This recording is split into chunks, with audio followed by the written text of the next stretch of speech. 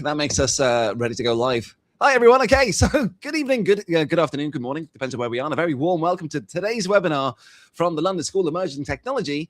Thank you so much for joining us tonight. We're going to be discussing through a topic that I think really matters if you are already living in the UK or have recently had a visa approved or are just starting to think seriously about your long-term future here, which you can see on screen is all of today's topic, from visa approval to permanent settlement.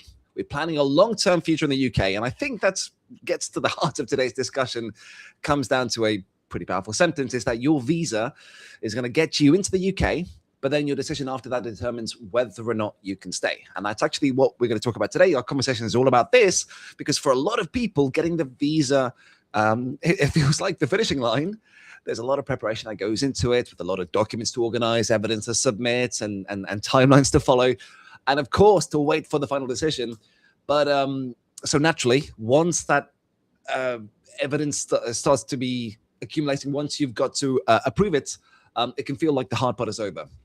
But today's session is asking us to look beyond just that moment. It's what happens after the visa is approved. You know, what the decision, what it starts to mean beyond that, once you're living or you're working, you're building the business up in the UK. So how then you should think about your immigration history. How do you travel with patterns? How do you show your employment, your business activity, your visa category potentially? All these things could affect your future settlement plans. So when should settlement planning actually begin? These are the questions that we're going to get into today. And to guide us through it, who better, of course, I'm delighted to welcome Maja. Maja, thank you so much for joining us, who's going to take us through all of today's presentation step by step to help us understand the journey from visa approval all the way through to the permanent possible settlement and potentially a citizenship journey down the line. So again, we're not going to just look at what happens at the end of the visa. We're going to look at the whole journey of the settlement, the timelines, the continuous residence, the record keeping, the route-specific settlement requirements and founder considerations, the red flags and long-term immigration planning. Who better but Maja? Thank you once again for joining us. I'll hand it over to you to get you started if you can. How are we doing? Thank you very much, Marco. And hello, everyone. I'm very pleased to be here today. I think today's topic is particularly useful because immigration planning is often approached in stages. People naturally concentrate on the immediate stage in front of them. Before a visa is approved, the focus is, how do I get the visa? Once the visa is approved, the attention may shift completely toward work, business, family, relocation, or settling into life in the UK. And sometimes the longer term immigration question gets pushed into the background. People may think, my visa has several years remaining. I can think about settlement later. But one of the key messages in today's presentation is that long term settlement planning often begins much earlier than people realize. The decisions you make in the first year may become relevant years later. That is why today's session is not simply about ILR, indefinite leave to remain. It is really about understanding the journey between visa approval and permanent settlement. We will look at what needs to be tracked, what can affect the journey, how different routes can have different settlement timelines, and why simply living in the UK for a certain number of years does not automatically tell us whether someone is ready for settlement. So, as we go through the slides today, I would encourage everyone to think about their own journey. Where are you today? What immigration route are you currently on? What are you hoping to achieve in the next 3, 5, or even 10 years? And are the decisions you're making today supporting that long-term objective? With that in mind, let's begin with today's session. That's right. Well, I think I want to begin then with the title itself, which on screen again, the phrase from visa approval to permanent settlement, which makes it very much sound like an odyssey, a journey rather than a single immigration application. So is that the right way to think about today's topic? Absolutely, yes. That is probably the best way to think about it. Visa approval is one legal milestone, Settlement is another. And between those two milestones, there may be several years of life, work, business activity, travel, and many immigration decisions. So we should not think of settlement as something completely separate from the visa journey. The Mm. journey begins much earlier. For example, after receiving a visa, someone may start building their career. They may change employment, they may travel regularly, they may establish a business, they may switch immigration categories, they may extend their visa, they may begin building a family life in the UK. All of these things form part of the wider picture. So, the purpose of today's presentation is to help people think more strategically. Instead of saying, I'll think about settlement when my visa is almost finished, Hmm. the presentation encourages a different question. If permanent settlement is one of my long term goals, what should I be thinking about now? That is a much more useful mindset. Yeah, I agree. I think that matters because once people do go and get their approval, of course, it's only natural to then think away from the immigration journey itself, and now you're thinking much more about finding accommodation once you're in, finding yourself into the new role and settling into this, and growing the business, or just adjusting to life in the UK more generally. Exactly. And that is completely understandable. But the immigration side of the journey does not disappear simply because the approval letter has arrived. There are still things to understand. There are records that may become important later. There are route specific conditions. And there are long term decisions that may affect settlement. Mm. So today's session is about balancing both sides, your life in the UK and your immigration journey in the UK. Okay, so maybe the simplest way to think about today's session is the visa is going to allow the journey to begin, but then the settlement depends on how that journey itself develops. Exactly. Right. Well, that's going to bring us into the strong opening statements of the presentation, which is this: that your visa will get you into the UK, but the decisions therein will determine whether you can stay. So pretty simple, but it carries the message throughout. Maybe you can pick at this, Maya, if you can. Of course, the first half is straightforward. Your visa gets you into the UK. It gives you permission to enter, remain, work, study, build a business, or undertake whatever activity is permitted under your immigration category. Mhm. But the second half is where long term planning begins. Your decisions determine whether you can stay. Now, that doesn't mean one single decision determines everything. It means that your immigration journey is shaped over time. For example, how do you manage your immigration status? Do you understand when your permission expires? Do you keep accurate records of your travel? Mm. Do you understand the requirements and the conditions on the route you are using? If you change jobs, businesses, or visa categories, do you understand how that change may affect your settlement journey? These are all decisions or circumstances that can become relevant. So, this slide is really encouraging people to move away from passive immigration planning. Don't simply hold a visa, understand the visa, Mm. understand where it may lead, and understand what you need to maintain throughout the journey. Well, that's interesting because it almost sounds like, well, two people could go off and get the same type of visa on the same day and still end up with very different long-term outcomes. Exactly. Because what happens after approval can be very different. One person may carefully track their absences, maintain their qualifying status, and understand their settlement route. Another may make assumptions. They may not realize certain periods do not count towards their qualifying period for settlement. They may leave the UK frequently without tracking those absences. They may switch immigration categories without understanding what that means for the settlement timeline. So, even though both people started from the same position, their journeys can develop very differently. Wow. So if someone here watching today has only just received their visa, for those out there, well, what mindset should they take from this slide? What should they think about? I would say think long term from the beginning. You do not need to spend every day thinking about settlement, but you should know what route you're on. You should understand its general settlement timeline. You should understand what you need to maintain your status.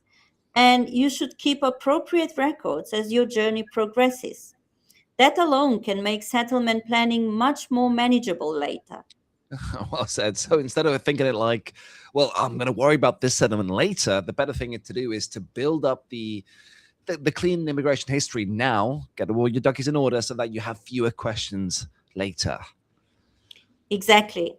That is really the spirit of today's presentation. All right, then we'll take that idea into more of a journey then. So what actually happens after the visa approval itself? This on screen is giving us a few stages. I can see 7 stages on screen, and the first one goes with getting your UK visa is an important milestone, but long-term settlement requires planning from the beginning. So should we go through this journey step by step? Absolutely. The first stage is obviously the visa approval. That is the moment someone receives permission under a particular immigration route to enter the UK.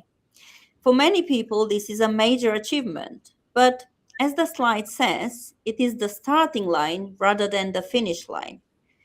The second stage is build your UK life, career, or business.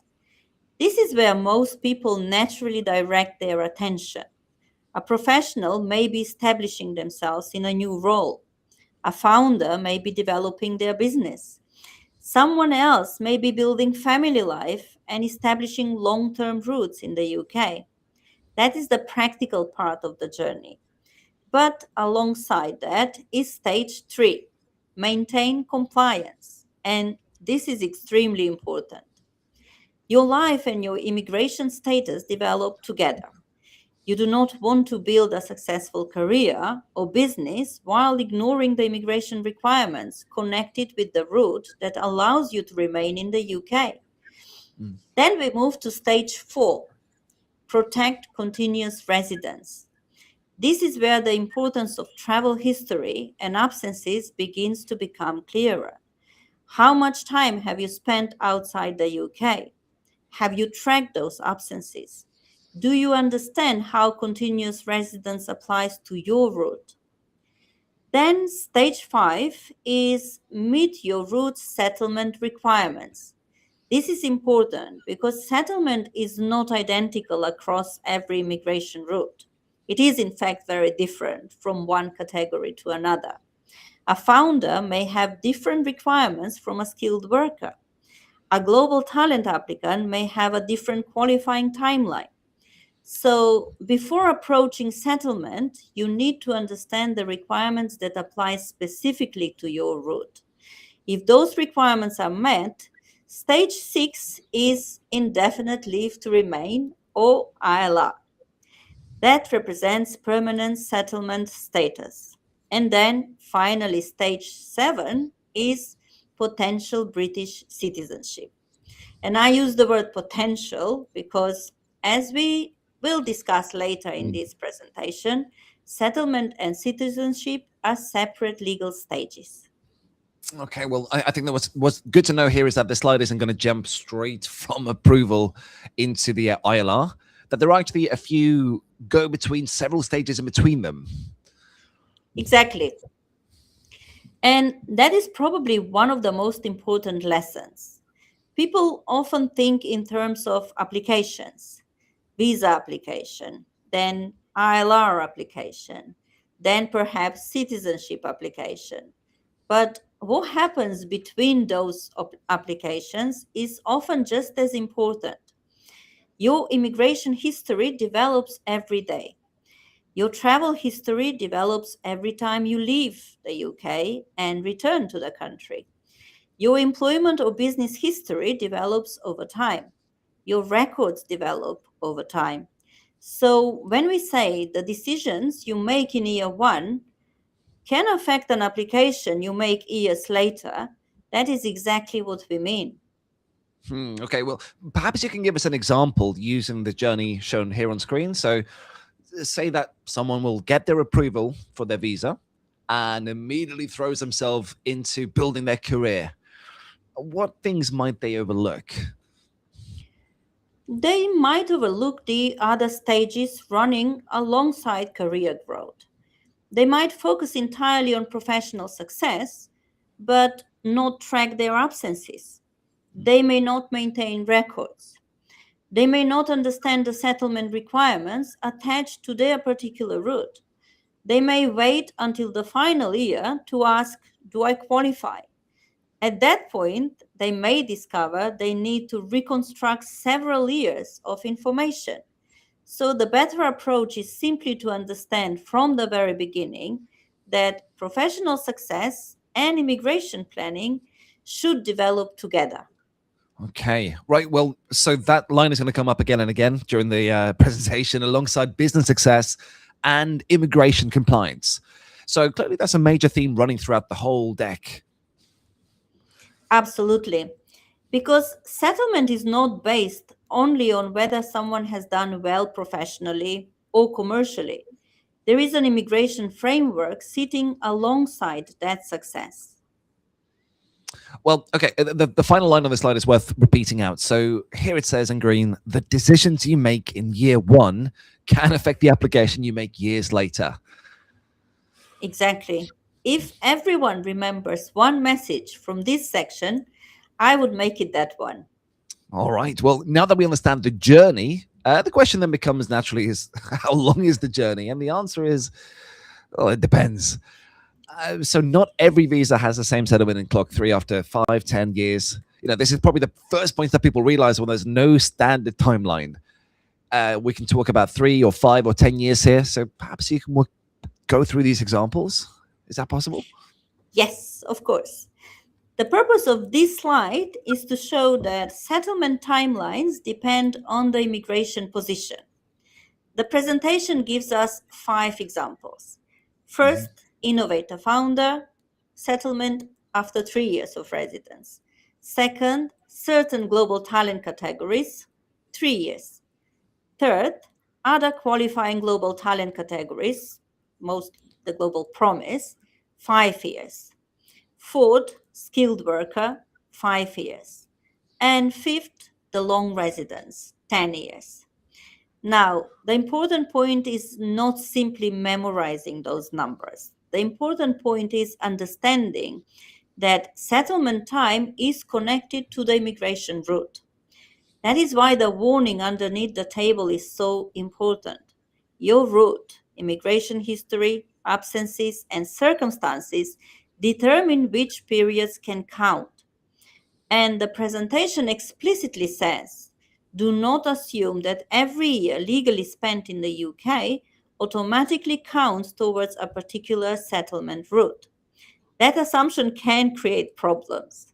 Right. Yeah. And then there's the question itself, which is that you've lived here legally in the UK for 5 years. Having lived in the UK for 5 years, does that automatically mean that you're eligible for ILR? Because I guess a lot of people would just instinctively answer, yeah. Yes, exactly. Because 5 years sounds like a settlement timeline people often hear. But the correct answer on the slide is no. The immigration category matters. The settlement requirements matter. The person's immigration history matter. So physically being present in the UK for 5 years does not automatically tell us whether those 5 years qualify under the settlement route that person is relying on. Okay. Well, so it sounds like there are really 2 questions going on here, which is one, how long have you lived in the UK? And how much qualifying residence do you have for the route that you're actually using? Exactly. Those questions can have different answers. Okay. And so the presentation later is going to give us quite a good case study of someone who's actually gone and lived in the UK for, I think, 6 years across several visa categories. Yes. And that later example reinforces exactly this point. Physical presence does not automatically equal qualifying residence. Right, right. So if someone watching today is out there unsure about their own timeline, what should they take away from this slide? The key message is know your timeline early. Don't wait until year 4 or year 5 to ask which years count. Understand your route, understand your immigration history, and understand what your settlement target actually looks like. Because if your route potentially has a 3 year pathway, your planning will look very different from someone working toward a 5 year pathway. And someone considering long residence may be thinking about an entirely different timeline. Okay, so the number itself actually isn't the strategy. It's more about understanding how that number is going to apply to your own journey. Exactly. All right, well, great. Thank you, Maja. So already the first part of today's discussion is, I think we ran on 4 important ideas. One is that your visa approval really is the beginning of a much longer immigration journey. And second to that is what happens after that approval does matter. Then the settlement planning should start much earlier than the final application. And fourth is that not every immigration route is going to follow that same settlement timeline.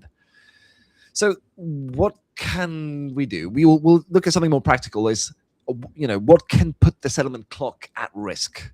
We'll get into the absences. We'll get into switching the visa categories or the immigration gaps and more route-specific requirements, and then the 5 things that people should start tracking from day one. And that is where today's discussion becomes very practical, because good settlement planning is often less about last-minute preparation and more about maintaining accurate information throughout the journey. Okay, exactly. Well, let's do that. Let's carry on to have a look here. The settlement clock. Now, this slide is going to push that idea even further out there because it says, it says your calendar is part of your immigration evidence. And then right underneath that, there's a very simple equation on screen, which is the arrival date plus 3 or 5 years is your ILR. But this slide is going to make it clear that settlement alone isn't necessarily that straightforward. Maya, can you explain why? Of course. I think this is one of the most practical slides in today's presentation because it challenges a very common assumption. People often think about settlement in terms of a date. They remember when they arrived. They count forward 3 years, 5 years, or whatever timeline applies to their route. And then they assume that when that date arrives, they are automatically ready to apply. But the reality is that the settlement journey involves more than just time passing. This slide identifies 4 areas that can affect that journey. The first is absences from the UK. The slide explains that frequent or lengthy travel can affect continuous residence.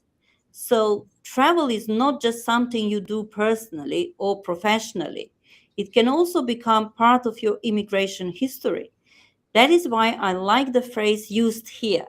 Your calendar is part of your immigration evidence because your travel history matters. That's right. So someone might have actually technically held their visa for the right number of years, but it's down to the travel pattern that could that still be relevant? Exactly.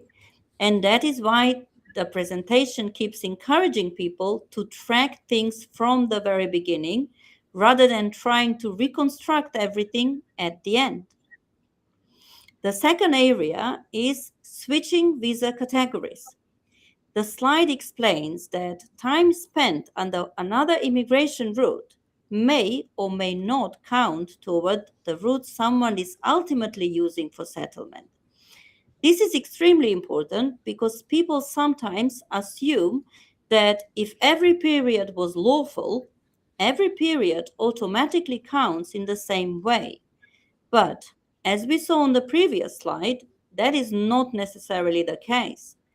Different settlement routes can treat immigration history differently.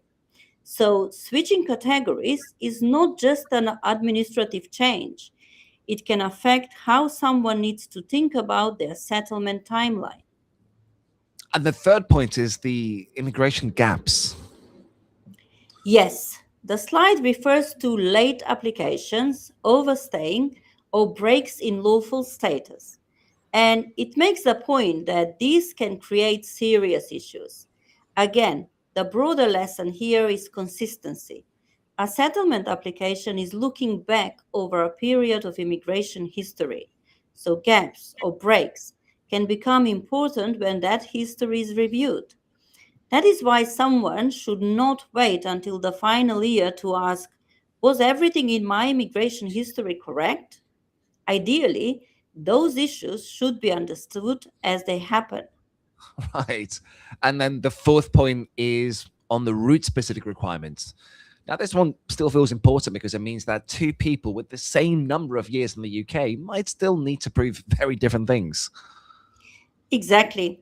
The slide gives examples such as business performance, salary, endorsement, employment, and other route specific conditions.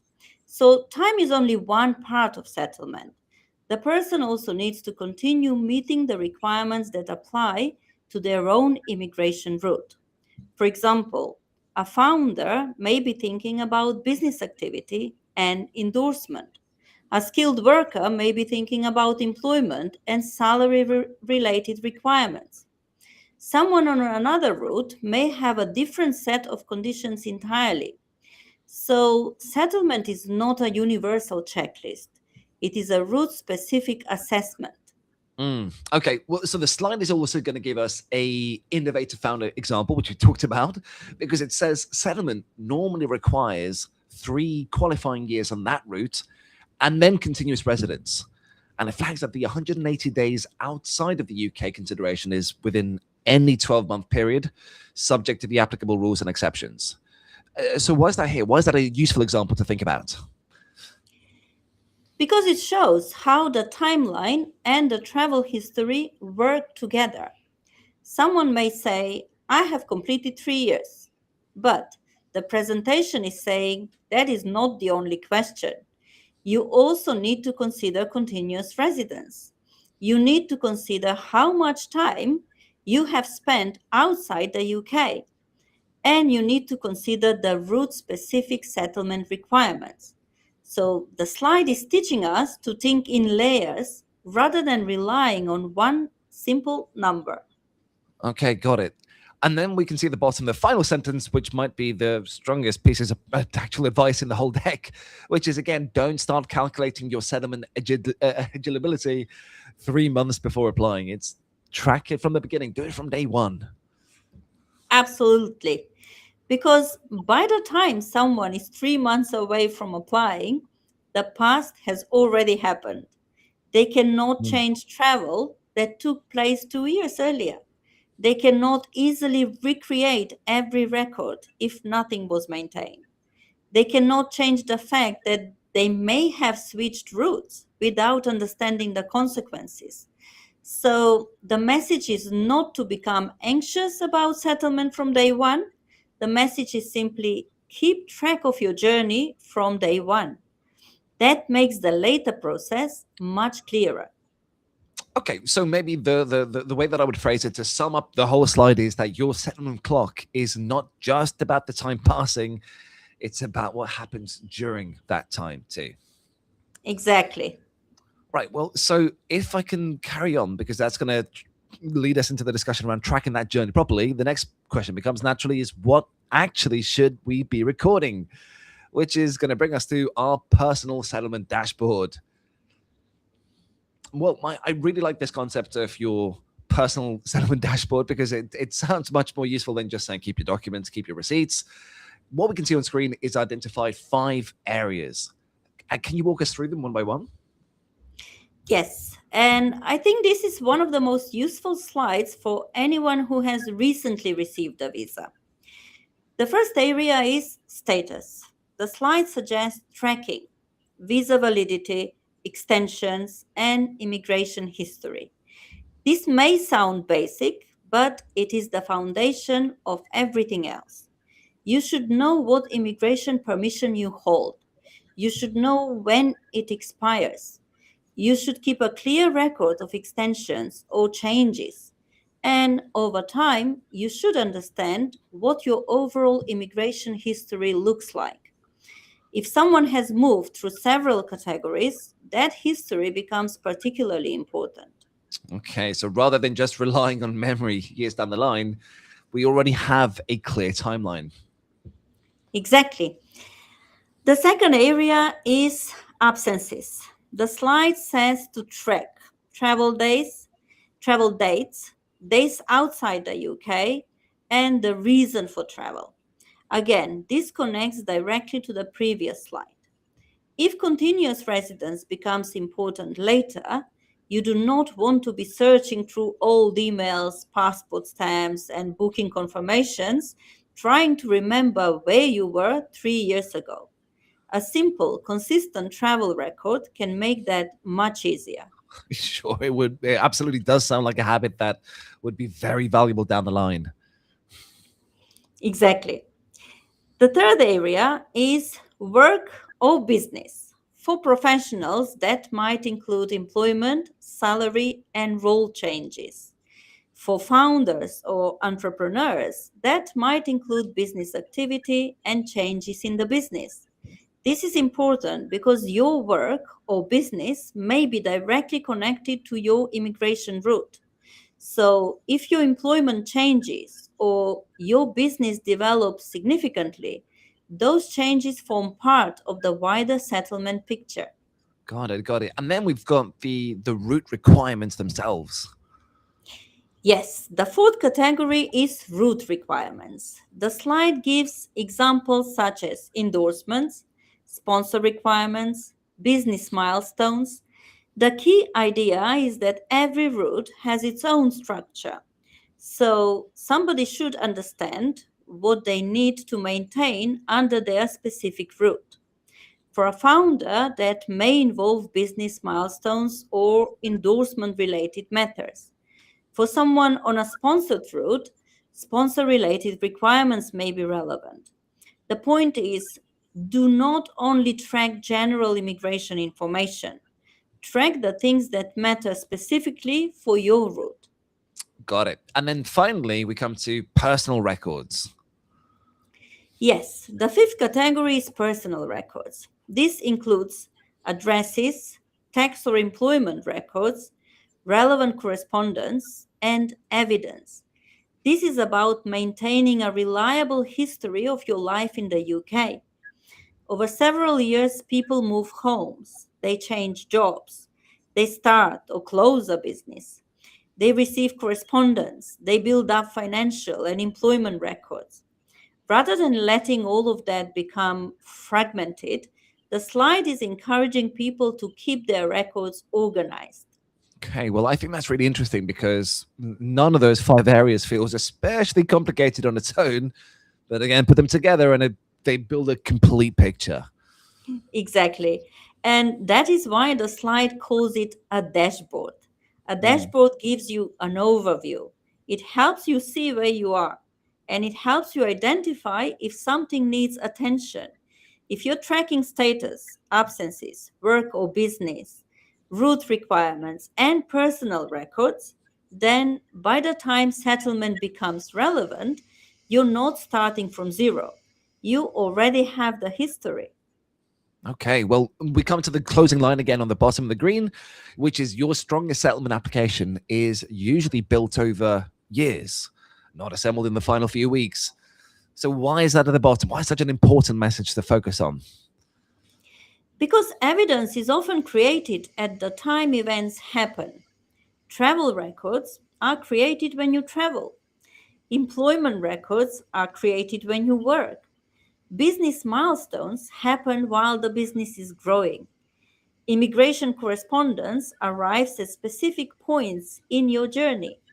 If you collect and organize those things as they happen, then your eventual application can reflect a clear and consistent history. But if you wait until the end, you may be trying to recreate several years of information all at once. That is Got much it. more difficult. Yeah, so it all comes down to the best settlement preparation. Prepare, prepare. It might actually just be good for good record keeping. In many ways, yes. Good planning does not always mean doing something dramatic. Sometimes it simply means maintaining clear records consistently. Okay, so for those out there watching and maybe wanting one simple takeaway from this slide, what would you tell them? I would say create 5 folders, physical or digital: status, absences, work or business, route requirements, personal records, and keep them updated throughout your journey. That reflects exactly what this slide is trying to communicate. Mhm. Okay, well, let's go ahead and put that into the test and see why does that all really matter.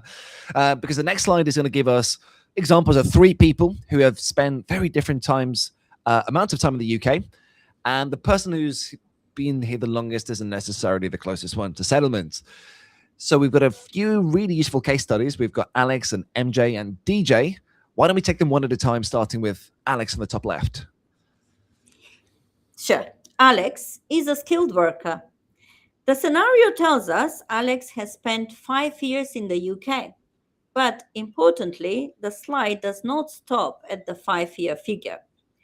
It gives us additional information.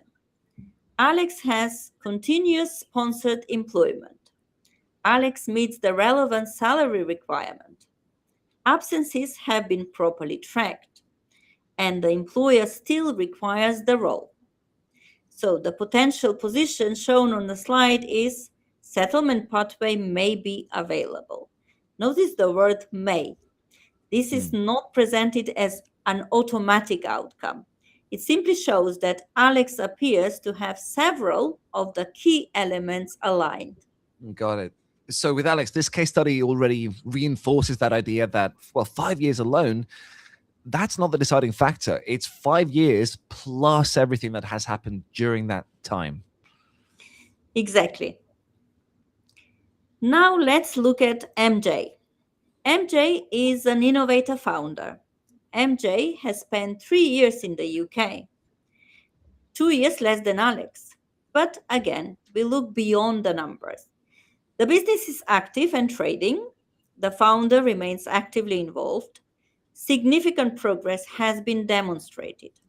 A settlement endorsement has been obtained, and the required business success criteria have been met. The potential position shown is potential accelerated settlement. So here we have someone with 3 years who may be in a settlement position, while another person needs 5 years. That is why the previous slide about different settlement clocks matters. Okay. Well, now we come to our third DJ, probably the most interesting example of the 3. So DJ's been living in the UK for 6 years. So if we only looked at the physical time of the country, DJ has actually been here the longest. Exactly. But DJ's history is graduate, then dependent, then a skilled worker. And the slide asks, does 6 years physically living in the UK mean DJ automatically qualifies for ILR? The answer is no. And the key message at the bottom is physical presence does not automatically equal qualifying residence. Different settlement routes have different rules about which immigration categories can be combined. Okay, so now the case studies give us a good comparison between the 3, which Alex is 5 years, MJ in 3, but DJ's got 6 years, and yet the answer to who's closest to settlement here is well, it can't just be worked out by picking the bigger number. Exactly. And that is really why this slide is so useful. It forces us to stop thinking about settlement as a stopwatch. Settlement is not simply who has been in the UK the longest. It is what route are you on? What periods count? Have you maintained the relevant requirements? Have you protected continuous residence? Do you have the necessary evidence? That is what makes each journey different. Okay, and for those out there, if you were going to advise someone who's moved through several visa categories, well, what's the lesson that they should take away from this slide here? The first lesson is do not make assumptions. The second is understand your immigration history as a timeline. Write down each route, write down the dates, understand which route you are relying on for settlement.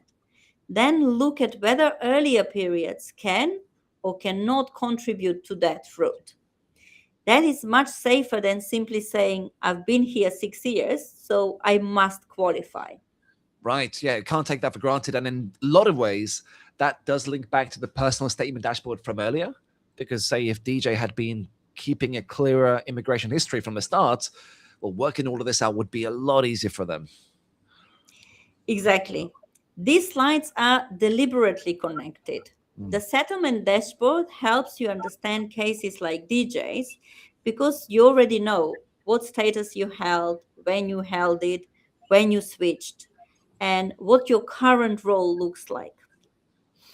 That is why record keeping and long term planning work together.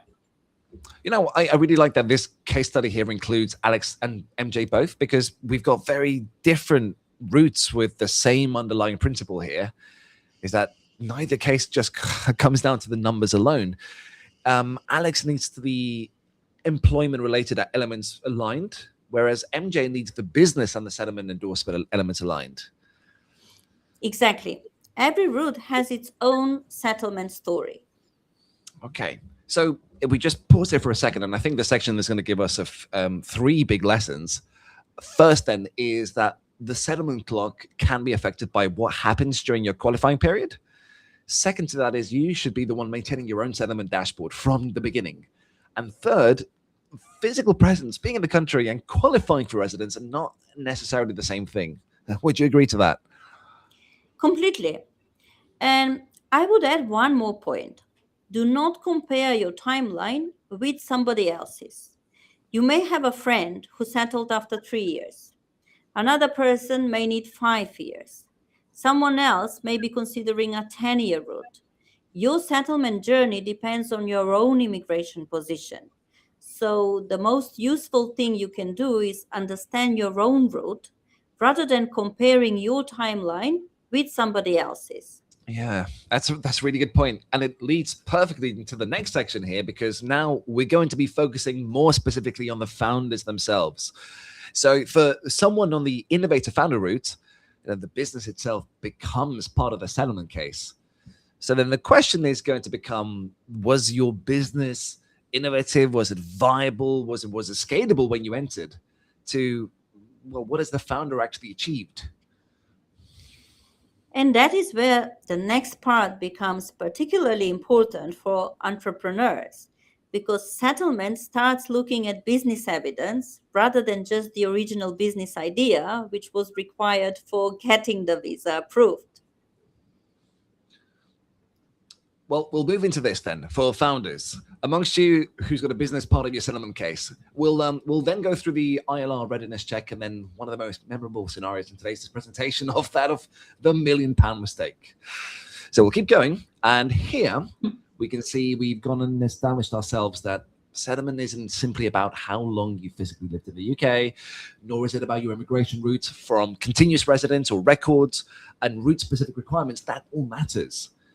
Now, for those, I would like to focus specifically on the founders. And we've got a slide on the screen that presents us an interesting change of perspective here, because when a founder enters the route, the question with them is the business with them innovative? Is the business viable? Is it scalable? But once that settlement approaches, the question becomes, well, what has the founder actually achieved? So, Maja, how should founders think about that shift? That shift, that transition is extremely important. At the beginning, there is naturally a strong focus on the business idea and its potential. But at the settlement stage, we are no longer looking only at what the founder intended to achieve.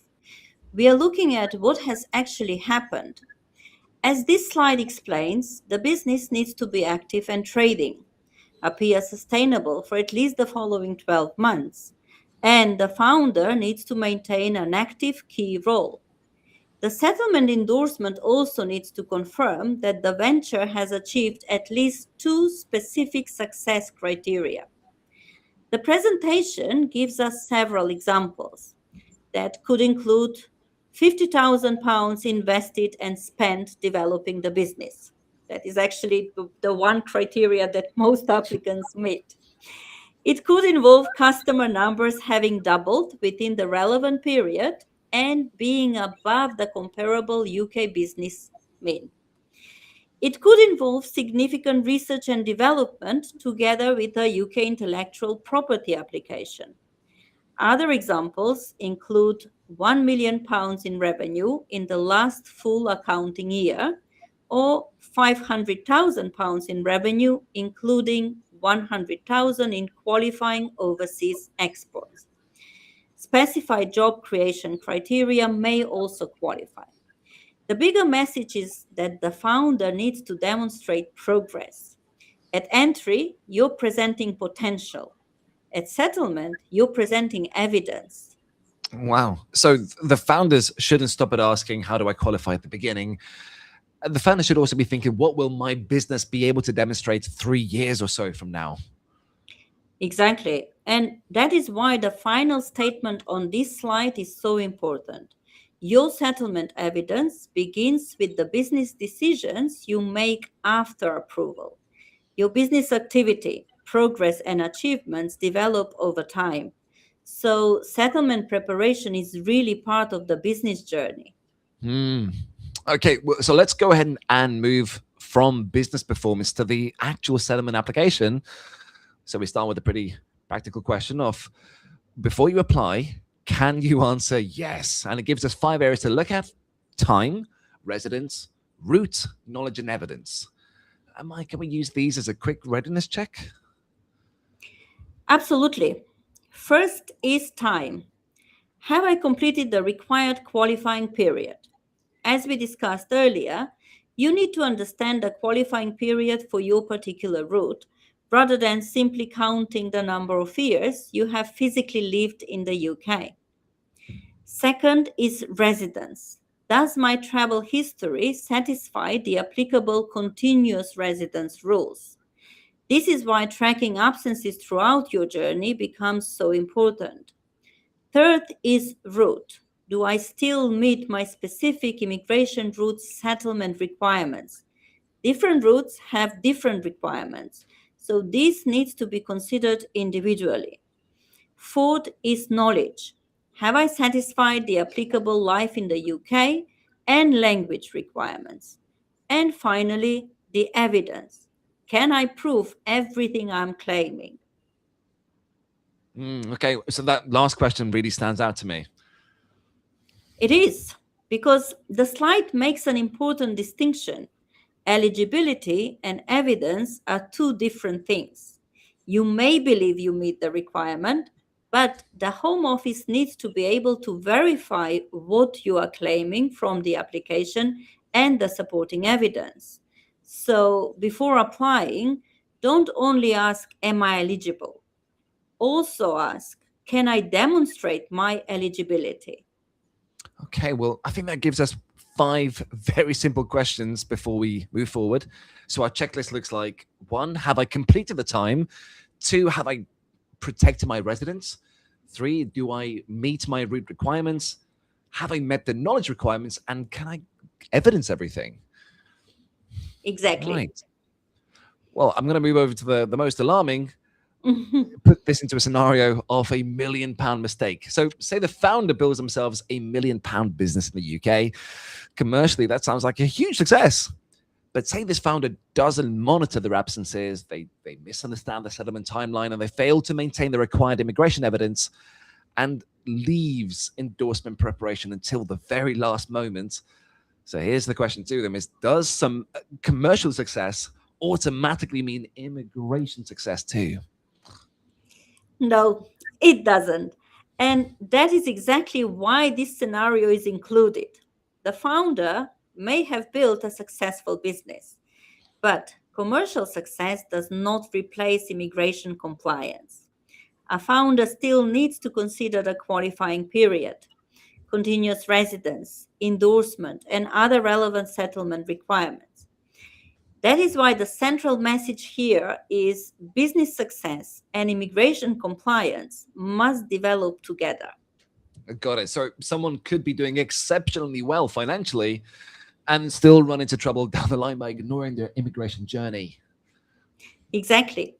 And the same principle applies more broadly to professionals. A successful career or successful business does not automatically protect immigration status. It is a very relevant consideration, but not determinative. The professional or commercial journey and the immigration journey need to remain aligned. Okay, so we've gonna see another key area where the terminology can get a little bit confusing. Now that we've got the visa itself, you've got ILR and citizenship. Now, to the uninitiated, are these just different stages of one automatic process? No. And that distinction is very important. A visa provides permission to live in the UK, enter and remain in the UK. Then we have ILR, indefinite leave to remain, which is permanent immigration status or settlement. And then there is citizenship, which is a separate application with its own eligibility requirements. ILR generally allows someone to live, work, and study in the UK for as long as they like, subject to the rules, and it can provide a pathway toward applying for British citizenship. But the important message from this slide is visa, settlement, and citizenship are three different legal stages, not one automatic process. Okay, so while important, the ILR is a milestone. The ILR shouldn't be automatically be read as becoming a British citizen. Correct. They are separate stages. Okay, well, more on this then, because this next slide is going to flip the way that we approach immigration planning altogether. Now, instead of asking, what do I need today? It's going to ask, where do I want to be in 3 to 5 years' time? How does actually someone plan backwards from that? Start with the target. In this example, the target is permanent settlement. Then work backwards. Around 12 months before, the slide suggests reviewing your route requirements, evidence, travel history, and life in the UK preparation. During years 2 to 4, the focus is on protecting continuous residence, maintaining qualifying employment or business, and recording changes. And in year 1, you should understand your settlement route, begin building records, and track absences. Then we arrive right back at the beginning. Visa approved, and the slide says your settlement planning begins here. Okay, so rather than just arriving at the end and asking, what do I need to fix here? We're going to be planning from the start to avoid creating those problems in the first place. Exactly. That is why the final message is immigration planning should be proactive, not reactive. Right. Now, before we get into our final exercise tonight, why don't we just run through the legal red flags in the presentation? So perhaps what are the things that people really shouldn't overlook here?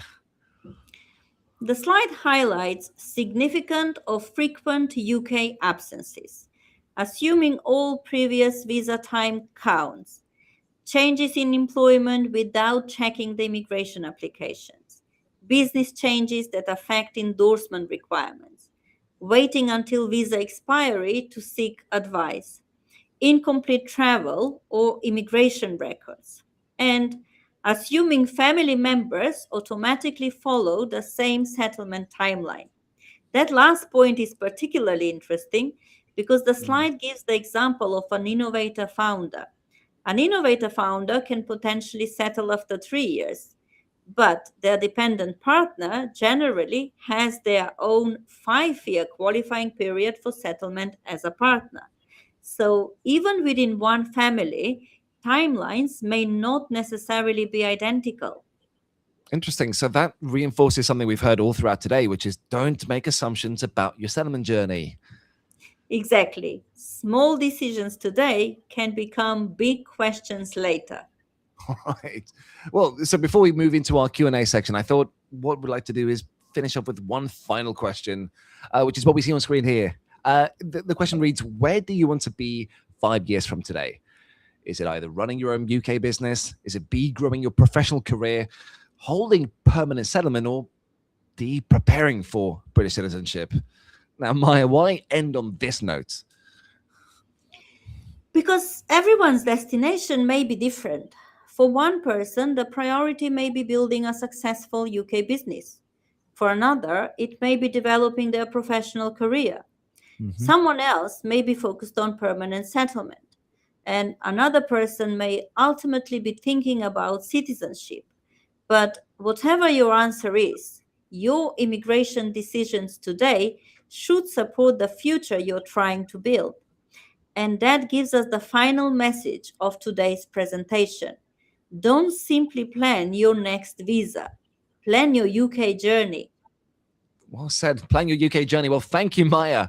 And just before we wrap up, I thought what we did was run through 4 questions that have been said and maybe pull together some of the most important points from today.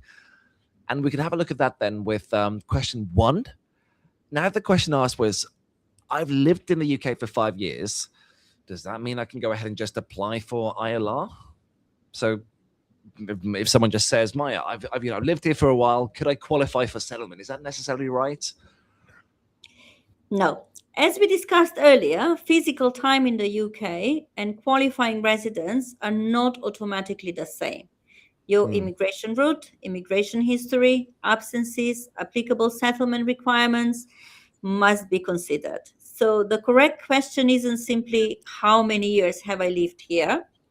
We saw the example with physical presence in the UK for 6 years, but not meeting the requirements for settlement.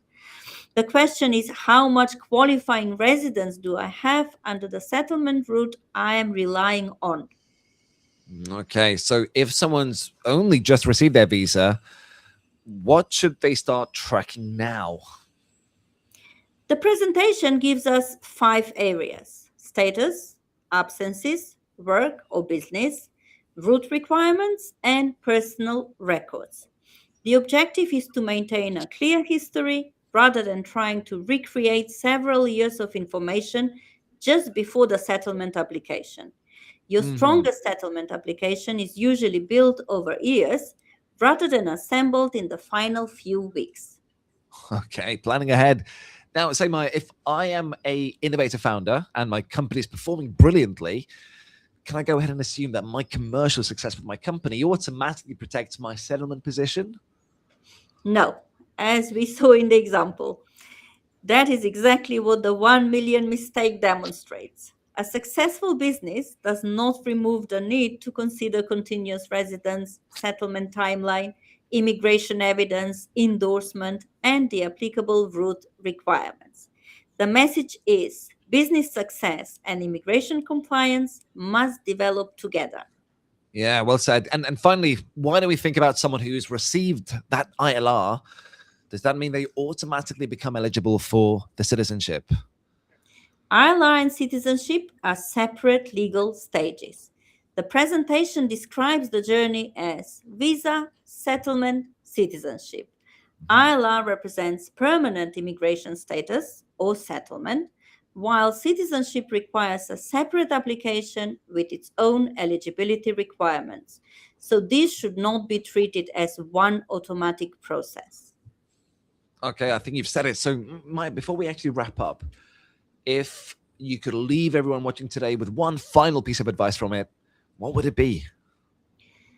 I would simply return to the final message. Don't simply plan your next visa. Plan your UK journey. Think about where you want to be 3 or 5 years from now. Understand your immigration route. Track your journey. Maintain your evidence. And make sure the decisions you make today support the future you're trying to build. Right, well said. So thank you so much, Maja. I think that really perfectly brilliantly it caps up today's webinar, which is where we started with the visa approval and looked beyond that first milestone to understand the much bigger journey ahead towards permanent settlement. So we've gone ahead and covered ourselves settlement timelines. We've looked at continuous residence. We've talked about record keeping and different immigration journeys being different. We've seen the founder business evidence there too with ILR readiness and settlement versus citizenship. And what's more is those legal red flags are definitely worth watching out for. But most importantly, today's reminded us that the long-term immigration planning, it starts much earlier than the settlement application itself. So Maja, thank you so much for sharing all of that wealth of evidence with us today. Thank you, Marco. It's been a pleasure. All right. Well, and thank you to everyone who's joined us. Well, we hope today's session has given you a much clearer picture for planning your long-term future in the UK. So do please stay connected with us at the London School of Emerging Technology for our upcoming webinars and our sessions. Thank you once again. Have a wonderful evening, and we look forward to seeing everyone at the next one. Till then, everyone, goodbye and see you soon.